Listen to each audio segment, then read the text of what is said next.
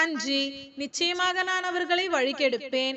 அவர்களுக்கு வீண் நம்பிக்கைகளை உண்டு பண்ணி பிசாசுகளுக்காக பிரார்த்தனை செய்து விடப்பட்ட ஆடு மாடுகளின் காதுகளை அறுத்து விடும்படியும் அவர்களை ஏவுவேன்.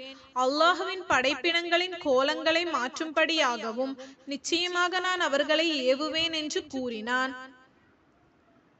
ஆகவே எவன் அல்லாஹுவை அன்றி இத்தகைய ஷைத்தானை தனக்கு பாதுகாவலனாக எடுத்துக்கொள்கின்றானோ அவன் நிச்சயமாக பகிரங்கமான நஷ்டத்தையே அடைந்து விடுவான். ஷைத்தான் அவர்களுக்கு வாக்களிக்கின்றான், அவர்களுக்கு பொய் நம்பிக்கையும் ஊட்டுகின்றான். எனினும் ஏமாற்றுவதற்கன்றி ஷைத்தான் அவர்களுக்கு வாக்களிப்பதில்லை. இத்தகையவர்கள் செல்லுமிடம் நரகம்தான். அவர்கள் அதிலிருந்து தப்ப யாதொரு வழியையும் காண மாட்டார்கள்.